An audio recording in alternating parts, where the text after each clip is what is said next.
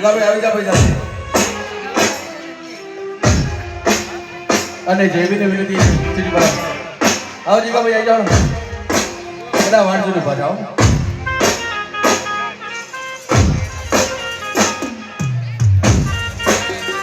હજી તો મારે એકલાને સ્વાગત બાકી છે. આવો જેવી